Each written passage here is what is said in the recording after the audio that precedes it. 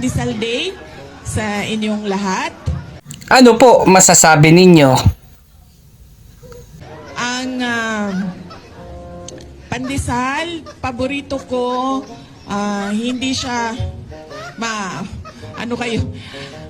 hindi siya ordinaryong palaman. Ang pinaka-paborito ko na palaman is yung cheese whiz, tapos yung daing, bulad sa Bisaya.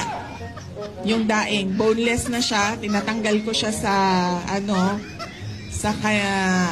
mga buto, tapos nilalagay ko siya doon sa loob.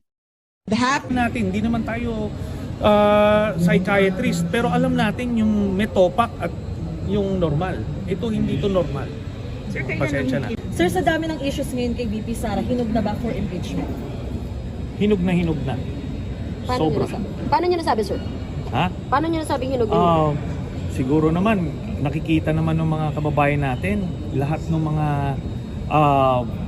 dangers, mga red flags, yung unfitness ni Duterte, ni Sara Duterte to hold the position of Vice President. And remember, as Vice President, she could be President anytime, no? In cases of emergencies, no?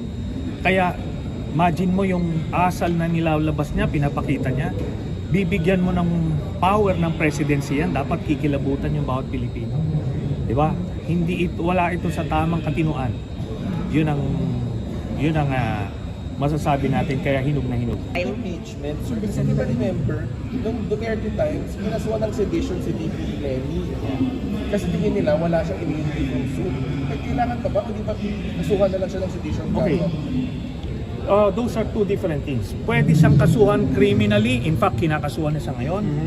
Pero kahit na kasuhan ka ng criminal cases, still, Vice President ka pa rin.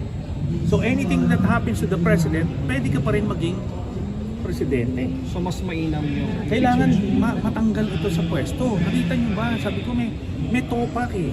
Alam naman natin, hindi naman tayo psychiatrist, pero alam natin yung may topak at yung normal. Ito hindi to normal.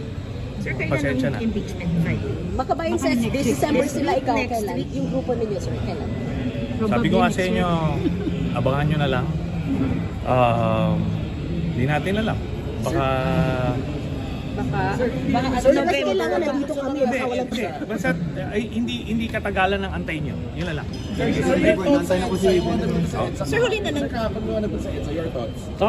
Yun, sabi ko nga, wag natin maliitin kasi any political crisis na mangyari, pwedeng i-take advantage yan. Kasi nangyari na yan. We saw that happen dun sa EDSA 2. Nagsimula ng maliit, walang pumapansin, kumpiyansa yung administrasyon, very popular, but after a few months, tanggal. So, kailangan magmatsyag. Bottom line, hindi na dapat makabalik sa pwesto itong mga Duterte kasi malaking perwisyo ang ginagawa nito sa bayan.